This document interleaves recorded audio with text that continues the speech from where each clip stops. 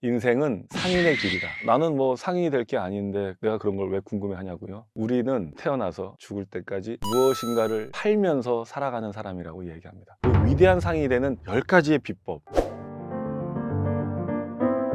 안녕하세요. 오늘도 저희 채널을 방문해 주신 여러분들께 진심으로 감사드립니다. 제가 몇 주간은요, 출간한 지 몇 달이 안 된 아주 따끈따끈한 책을 여러분들께 소개해 드렸는데요. 그래서 오늘은 제가 반대로 출간한 지 56년이나 된 자기계발 분야에 고전을 한 권 들고 나왔습니다. 바로 세계적인 자기계발 분야의 거장 오그 만디노가 쓴 그 첫 번째 책, 위대한 상인입니다. 자, 사람의 인생이란 무엇이다 라고 여러 개로 정의할 수가 있을 겁니다. 인생이란 이런 것이다. 그런데 또 이런 정의가 있습니다. 인생은 상인의 길이다.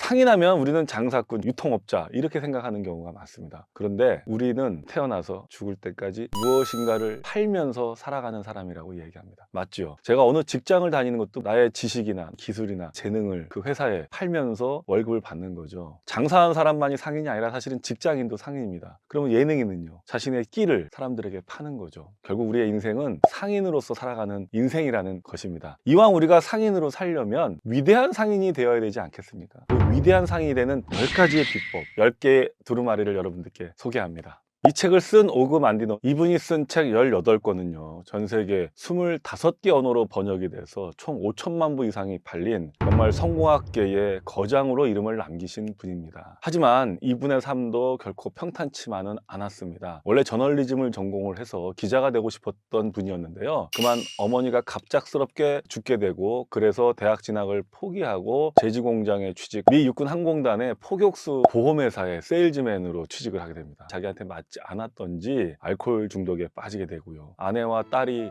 곁을 떠나면서 그만 극단적인 선택을 하는 그런 마음까지 먹게 되면서 인생이 나락에 빠지게 됩니다. 그러다가 비 오는 날 그 비를 피하려고 우연히 들어간 도서관에서 자신의 인생을 바꾼 책을 만나게 됩니다. 나폴레온 힐, 또 클레멘트 스톤이라는 당대 성공학 대가가 쓴 책을 만나면서 이분의 인생이 조금씩 변화됩니다. 그렇게 해서 무한성공이라는 성공학 잡지의 편집장까지 맡게 되고요, 작은 출판사 사장이 권유를 하면서 이 첫 번째 책을 처음으로 내게 됩니다. 그런데요, 이 책이 베스트셀러가 됩니다. 그래서 현재까지 2,500만 부가 넘게 팔리는, 그리고 지금도 많은 독자들에게 찬사를 받고 있는 정말 스테디셀러입니다. 자, 이 책은요 자기계발서인데요, 사실 내용은 소설입니다. 지금으로부터 약 2000년 전, 그러니까 예수가 탄생하던 시기인 AD 0년을 전후해서 당시 이스라엘 팔레스타인의 그 중동 지역에서 번성했던 당대 글로벌 기업 1위 하피드라는 최고의 상인의 이야기로 시작을 합니다. 이 하피드라는 상인은요 당대 최고의 부자인데요, 어느 날 갑자기 자신의 오래된 부하 직원인 에라스무스를 부릅니다. 그리고 자신의 재산을 전부 처분하라는 명령을 내립니다. 당시 하피드가 가진 재산은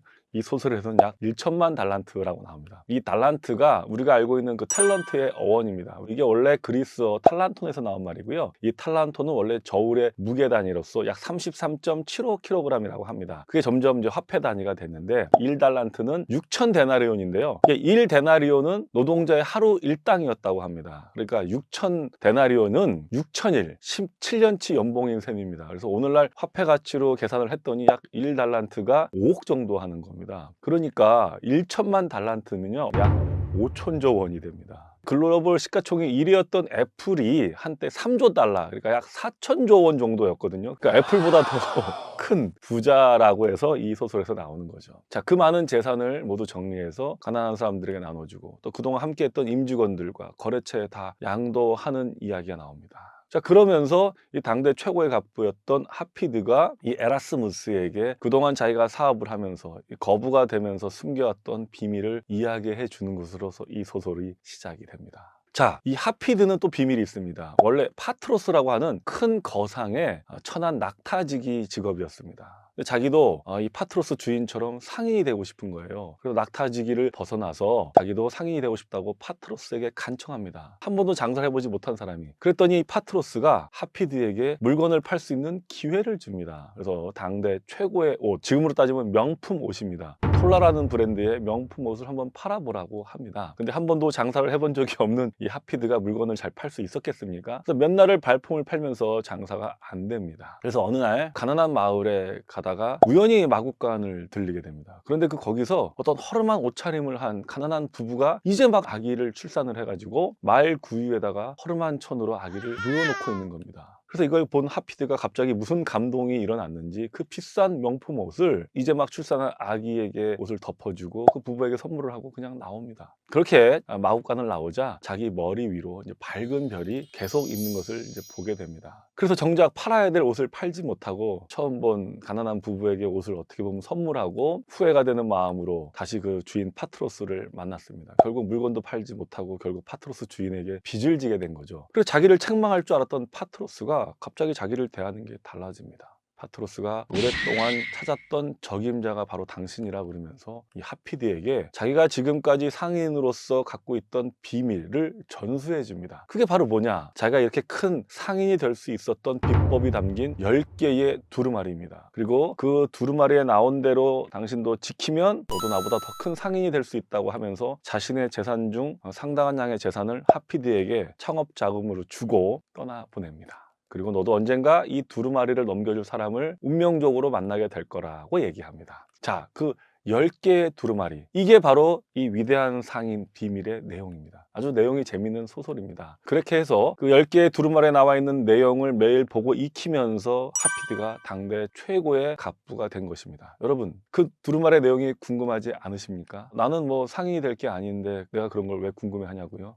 그렇지 않습니다. 사실 우리는 모두 다 일평생 상인으로서 살아가는 사람이라고 합니다. 어찌 보면 맞는 말이죠. 우리가 직장을 다니든 무슨 일을 하든 장사를 하든 나의 기술과 서비스와 나의 재능을 파는 거 아니겠습니까? 우리들은 일평생 사실은 상인으로 사는 사람입니다. 따라서 평생 상인으로서 살아가야 된다면 정말 우리가 위대한 상인이 되어야 되지 않겠습니까? 그 위대한 상인이 되기 위한 그 비법들의 내용이 바로 이 책인데요. 자, 첫 번째 두루마리입니다. 오늘부터 나는 새로운 삶을 시작한다. 이렇게 시작하는 글귀가 반복되면서 그동안 나의 과거의 실패는 모두 잊고 바로 오늘부터 나에게는 새로운 하루가 시작되었다. 그래서 나는 오늘 새롭게 태어난 것이다 라고 선언을 하면서 이 두루마리가 시작이 됩니다. 그러면서 새로운 삶을 살기 위해서는 과거의 안 좋은 습관에서 벗어나서 새로운 좋은 습관의 노예가 되라고 나옵니다. 여러분, 우리가 살아가는 이 우리의 삶이 사실은 노예로 살아가는 삶입니다. 우리가 노예라고요? 여러분, 이상한 말 같지요? 바로 우리는 습관의 노예로 평생 살아간다고 합니다. 그런데 다행인 거는요, 우리는 노예로 살지만 우리가 좋은 습관을 주인으로 모실지 또는 안 좋은 습관을 주인으로 모실지는 전적으로 나에게 선택권이 있다는 것입니다. 다행이죠. 그래서 어제까지 나를 노예로 부리던 안 좋은 습관을 벗어버리고 새로운 좋은 습관의 노예로 살아가겠다는 다짐을 하는 것으로서 이 첫 번째 두루마리가 시작합니다. 그리고 두 번째 두루마리가 펼쳐집니다. 나는 사랑이 충만한 마음으로 이 날을 맞이하리라. 이 문구가 또 계속됩니다. 태양도, 소낙비도, 밝음도, 어둠도, 행복도, 슬픔도, 그리고 오늘 나에게 닥친 심지어 난관도, 또 나의 적들도 사랑으로 대할 것이다. 그리고 항상 칭찬거리를 찾고 절대로 뒤에서 남을 욕하지 않겠다. 오늘 나에게 만난 이 하루를 어떠한 일이 있더라도, 어떠한 환경에 처하게 되더라도, 또 어떠한 사람을 만나더라도 사랑으로 대하겠다는 다짐이 가득합니다. 자, 세 번째 두루마리입니다. 나는 성공할 때까지 집요하게 밀고 나가리라. 이 문구가 계속되면서 포기하지 않고 집요하게 노력하겠다는 다짐을 하게 됩니다. 자, 네 번째 두루마리입니다. 나는 자연의 가장 위대한 기적이다. 나는 이 세상에서, 이 우주에서 홀로 존재하는 가장 위대한 기적이다. 나는 우연히 태어난 것이 아니라 어마어마한 기적을 통해서 이 세상에 태어난 것이다 라는 얘기가 계속 나옵니다. 어찌 보면 맞는 말이죠. 내가 이 세상에 태어나서 여러분들과 이렇게 유튜브로 소통하는 그 자체가 사실은 매일매일 기적이지 않겠습니까? 이 어마어마한 기적으로 내가 이 존재하는 것에 대한 다짐, 각성을 계속하게 됩니다. 자, 다섯 번째 두루마리입니다. 나는 오늘이 나의 마지막인 날인 것처럼 살아가리라. 이 문구가 또 계속됩니다. 내가 오늘 하루를 정말로 충실하게 허투루 쓰지 않겠다라는 다짐의 문구들이 또 계속 나옵니다. 여섯 번째 두루마리입니다. 나는 내 감정의 지배자가 되리라입니다. 내가 내 감정을 스스로 지배하는 사람이 되겠다는 말로써 내가 내 감정에게 지배당하는 사람이 되지 않겠다는 얘기입니다. 사실 우리는 나의 감정에 따라서 지배당할 때가 많습니다. 근데 그 감정에 지배당하지 않고 내가 오히려 이 감정을 지배하겠다라는 다짐을 합니다. 그리고 7번째 두루마리가 펼쳐집니다. 나는 웃으면서 오늘 하루를 살겠다입니다. 웃음이 얼마나 강력한 힘이 있는지에 대한 문구가 또 가득합니다. 정말로 진짜 맞는 말이고요. 제가 얼굴 경영학을 공부하는 사람으로서 말씀드리면 얼굴 경영학에서도 강조하는 내용이 웃으며 살라는 내용입니다. 일맥상통하는 말입니다. 자, 그리고 8번째 두루마리가 펼쳐집니다. 나는 나의 가치를 더 키우겠다입니다. 나의 가치를 키운다는 게 무엇일까요? 끊임없이 공부하고 끊임없이 수련을 하겠다는 다짐입니다. 어찌 보면 제가 이 채널에서 주장하는 몸 수련, 마음 수련, 그리고 지식 수련도 일맥상통하는 얘기가 아닐까 싶습니다. 그것이 8번째 두루마리의 이야기였고요. 그리고 9번째 두루마리입니다. 이제 나는 실천하리라입니다. 다짐으로 끝나지 않고 지금 당장 실천하겠다는 문구가 또 가득합니다. 그리고 마지막 10번째 두루마리가 펼쳐집니다. 뭘까요? 나는 기도를 하리라입니다. 그 기도의 대상이 누구든 신이 됐든 조상이 됐든 이 우주에 존재하는 누구든 간에 나는 매일 기도하겠다. 무엇을요? 이 두루마리의 내용을 매일 지키며 살게 해달라고 기도하겠다는 내용입니다. 이렇게 해서 10개의 두루마리 내용이 나오는 것으로서 이 책은 끝납니다. 그리고 마지막으로 이 하피드가 모든 재산을 정리한 다음에 또다시 이 두루마리를 물려줄 사람을 극적으로 만나서 이 두루마리를 전수하는 것으로서 이 소설의 이야기는 끝을 맺습니다. 저는 사실 오늘 이 책의 이야기를 다 해드리고 싶지만 저는 여러분들에게 이 책을 읽어보시라고 권해드리고 싶습니다. 마치 영화의 모든 이야기를 다 해드리면 스포일러가 되지 않습니까? 위대한 상인의 비밀은 정말 우리 모두에게 시사하고 알려주는 바가 큰 책이라고 생각합니다. 사실 이 책은 제 선배님이 저에게 강추해 주신 책인데요. 이 강추하시면서 뭐라고 그러시냐면 자기는 정말 자기가 아끼는 사람에게만 이 책을 알려준다 하시면서 저에게 소개해 주셨습니다. 왜 그런 말씀을 하셨는지 저도 알 것 같고요. 이 자리를 빌어서 선배님께 감사드리고 오늘도 끝까지 제 이야기를 들어주신 여러분들께 오늘도 좋은 기운이 함께 하기를 바랍니다. 감사합니다.